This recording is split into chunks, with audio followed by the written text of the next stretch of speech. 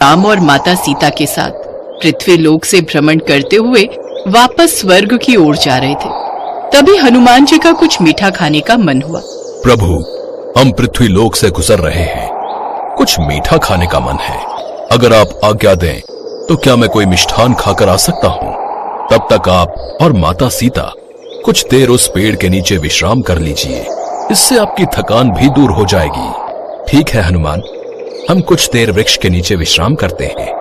जाओ, तब तक तुम कोई मिष्ठान खाकर आओ। पुत्र हनुमान, अकेले अकेले मिष्ठान मत खाना, थोड़ा मिष्ठान हमारे लिए भी ले आना। जो आज्ञा माता, मैं अभी गया और अभी आया। भगवान राम और माता सीता पेड़ के नीचे विश्राम करने लगे और हनुमान जी मिठाई ढूंढने के लिए निकल पड़े। हनुमान जी चलते चलते गांव के भीतर पहुंच गए, पर हनुमान जी को देखकर लोग हैरान हो गए और सब बातें करने लगे। लगता है ये व्यक्ति किसी नाटक या रामलीला में हनुमान बना है, तभी ये गांव में हनुमान जी के रूप में घूम रहा है। हाँ, तुम ठीक कह रहे भाई, लगता तो ऐसा ही है। लोग बातें करते हुए निकल रहे थे और हनुमान जी मिष्ठान भंडार ढूंढ रहे थे। चलते चलते हनुमान जी एक मिठाई की दुकान पर पहुंचे। मिठाई की दुकान पर तरह तरह के मिष्ठान देखकर हनुमान जी के मुंह में पानी आ गया। भैया, वो जलेबी देना, देखने में बहुत ही स्वादिष्ट लग रही है। कितनी देनी है? लाओ पैसे दो। पर मेरे पास तो पैसे नहीं हैं। पैसे नहीं है तो जलेबी भी नहीं मिलेगी भैया, बिना पैसों के कुछ नहीं मिलेगा। अच्छा भाई, कोई बात नहीं, खुश रहो। हनुमान जी उस मिठाई वाले की दुकान से थोड़ा और आगे बढ़े। वो और भी दुकानों पर गए, पर वहां भी उन्हें बिना पैसों के किसी ने भी मिठाई नहीं दी। हनुमान जी निराश हो गए। मुझे तो बिना पैसों के कोई भी मिठाई नहीं दे रहा। तभी हनुमान जी की नजर कुछ बच्चों पर पड़ती है। रामू भैया, मेरे बर्फ के गोले के ऊपर मीठा शरबत ज्यादा डालना। रामू भैया, मेरे बर्फ के गोले पर खट्टा मीठा दोनों। ये भी कोई मिठाई लगती है, एक बार जाकर पूछता हूँ। हनुमान जी बर्फ का गोला बनाने वाले रामू के ठेले पर जाते हैं। अरे वाह, आज तो हनुमान जी खुद मेरे ठेले पर आए हैं। ऐसा ही समझ लो भैया जी। वैसे भैया जी, मुझे ये मिठाई खानी है, मेरा मिठाई खाने का बहुत मन है। क्या तुम मुझे ये मिठाई दे सकते हो? मिठाई? हाँ, वैसे ये मिठाई ही समझ लो, इसे बर्फ का गोला कहते हैं। आप खाओगे बर्फ का गोला? बना दूं? मन तो बहुत है ये बर्फ का गोला खाने का, पर मेरे पास पैसे नहीं है। कोई बात नहीं भैया जी, आप इसे ऐसे ही ले लो। आप खाओगे तो मुझे लगेगा आज मेरा बनाया हुआ बर्फ का गोला हनुमान जी ने खाया है। मैं अभी आपको बढ़िया सा मीठा मीठा बर्फ का गोला बना कर देता हूँ। हनुमान जी रामू को मुस्कुराते हुए देख रहे थे और रामू बहुत प्रेम के साथ बढ़िया मीठा मीठा रंगों वाला बर्फ का गोला बना रहा था।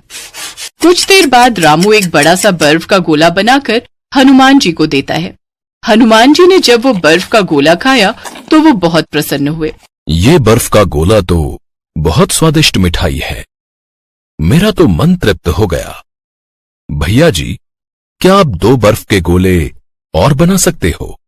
मुझे अपने साथ आए 2 लोगों को और ये मिठाई खिलानी है।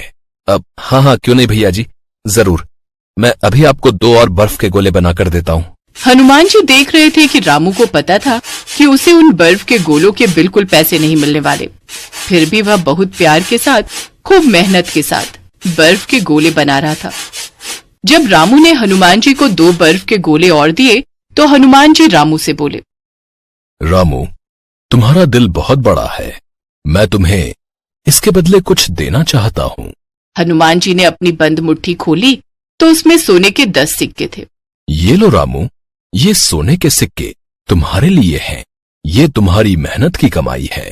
रामू हनुमान जी को देखता रहा। हनुमान जी मुस्कुराए और आशीर्वाद देकर वहां से अंतर्ध्यान हो गए।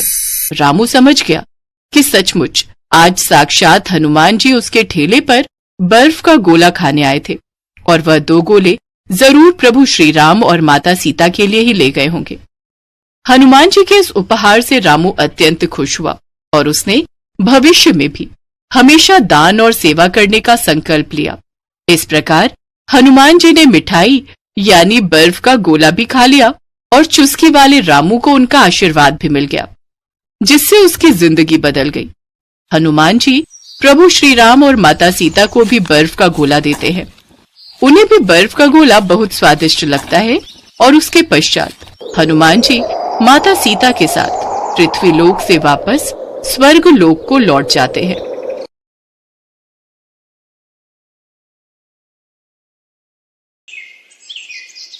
जय बजरंग बली, आपकी सदा ही जय हो। हनुमान जी, आप सदैव अपना आशीर्वाद मेरे सर पर बनाए रखना। आपका नाम लेकर ही मैं अपना पानी पूरी का ठेला शुरू करता हूँ। आप मुझ पर अपनी कृपा यूं ही बनाए रखना।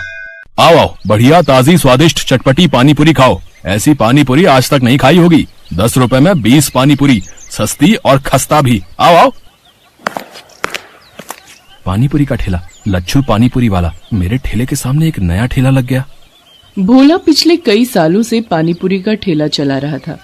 वो हनुमान जी का परम भक्त था और रोजाना हनुमान मंदिर में दर्शन करते हुए वो अपना ठेला लेकर काम पर जाता था।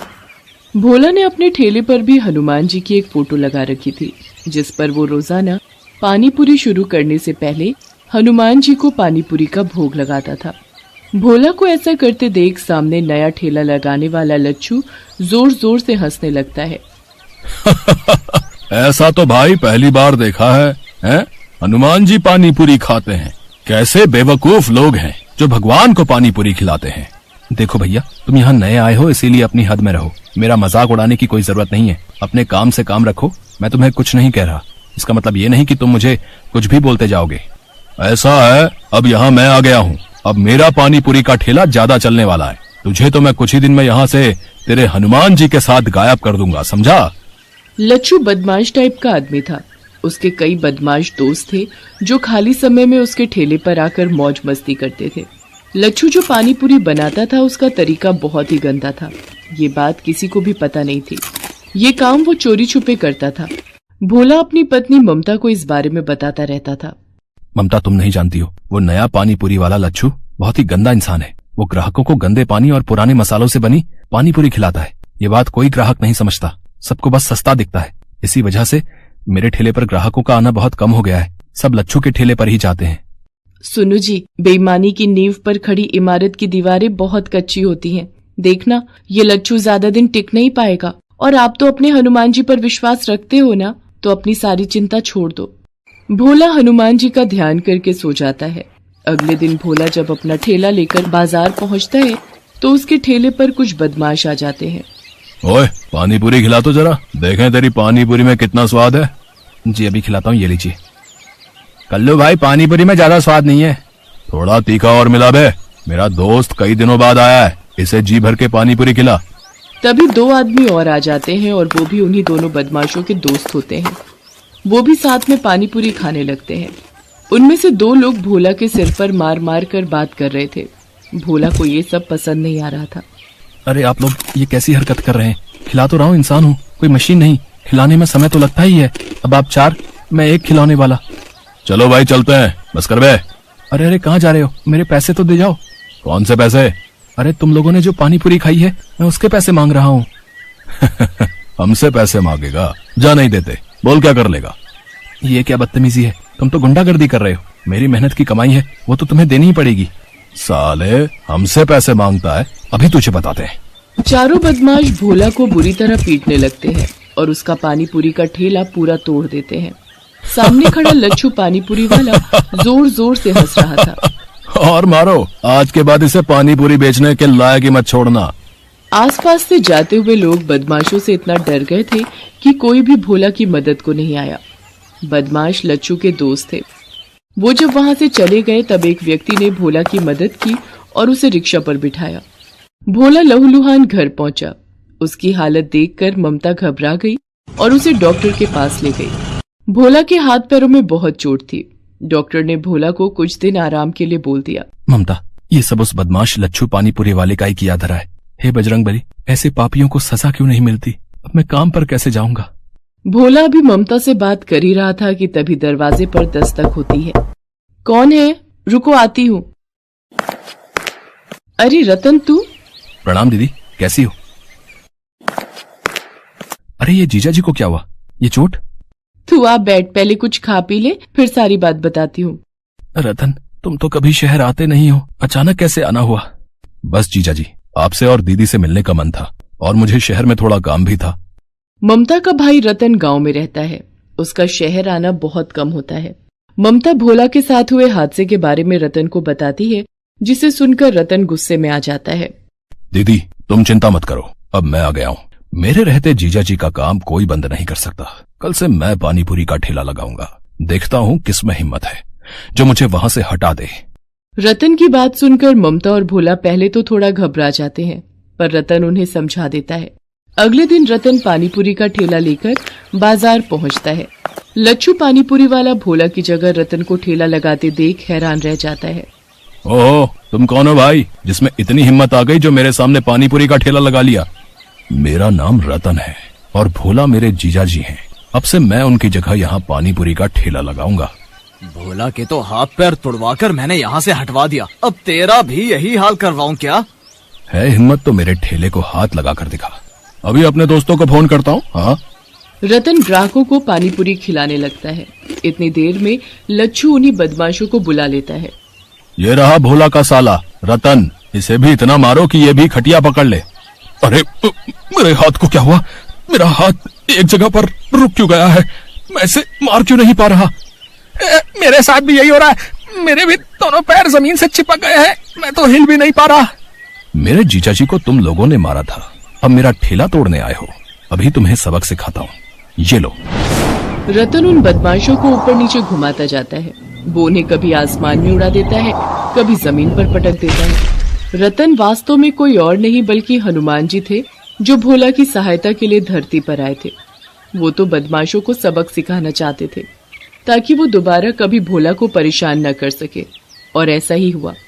बदमाश डर कर वहां से भाग गए। रतन गुस्से में लच्छू के ठेले पर जाता है। उसे देखकर लच्छू घबरा जाता है और माफी मांगता है। मुझे माफ कर दो रतन, मुझसे गलती हो गई। मैं आज के बाद कभी भी भोला को परेशान नहीं करूंगा। मेरा ठेला मत तोड़ना। मेरे घर में मेरी बीवी और बच्चे हैं, मैं इसी रोजगार के सहारे अपना घर चलाता हूँ। घबराओ नहीं, मैं तुम्हारे साथ ऐसा सलूक नहीं करूंगा जैसा तुमने किया। मैं तो बस तुम्हें समझाने आया हूँ। हमेशा याद रखना, दूसरों से ईर्ष्या करके कुछ नहीं मिलता, अपना ही नुकसान होता है। इसलिए अपने काम में मन लगाओ, दूसरों को मत देखो, वरना पापियों को दंड देते भगवान को देर नहीं लगती। उस दिन के बाद लच्छू ने अपने काम में ध्यान लगाना शुरू कर दिया। रतन लच्छू के सामने ही ठेले पर पानीपुरी बेचता था। रतन की पानीपुरी लोगों को इतनी स्वादिष्ट लगती थी कि लोगों की भीड़ बढ़ती चली गई। रतन कुछ महीनों तक वहीं रुका। रतन ने काफी पैसे जोड़ लिए थे। वो पैसे उसने भोला के हाथ में दिए। जीजा जी, ये पानीपुरी की कमाई के रुपए हैं। अब आप इन रुपयों से अपनी एक दुकान और मकान खरीद सकते हो। मैं कल सुबह ही गांव वापस चला जाऊंगा। आपकी तबीयत में भी अब सुधार है और मेरा काम भी यहाँ पूरा हो चुका है। रतन, तुमने सचमुच मेरी बहुत मदद की है, मानो हनुमान जी ने तुम्हें मेरी सहायता के लिए भेज दिया हो। भोला की बातों को सुनकर रतन मुस्कुरा देता है। इतनी देर में ममता को एक फोन आता है। हेलो दीदी, कैसी हो? पता चला जीजा जी का एक्सीडेंट हो गया था। मैं कल सुबह माँ के साथ उन्हें देखने आ रहा हूँ। ठीक है, मैंने सोचा मैं तुम्हें बता दूं। अगर फोन पर रतन है तो सुनो जी, ये कौन है? ममता को घबराता देख हनुमान जी अपने असली रूप में आ जाते हैं। उन्हें सामने खड़ा देख भोला और ममता दोनों की आंखों में आंसू आ जाते हैं। प्रभु, आप मेरी मदद को आए। आपकी महिमा अपरंपार है प्रभु। भोला, तुम्हें तो पता ही है, जब भी कोई भक्त सच्चे हृदय से मेरी पूजा और उपासना करता है, मैं उसकी मदद के लिए अवश्य आता हूँ। तुम मेरे सच्चे भक्त हो। हमेशा ऐसे ही ईमानदारी और मेहनत से काम करते रहना। मेरा आशीर्वाद सदैव तुम्हारे साथ है। इतना कहकर हनुमान जी अंतर ध्यान हो गए। भोला ने उन रुपयों से एक दुकान और एक मकान खरीद लिया और अपनी पत्नी ममता के साथ खुशी खुशी जीवन बिता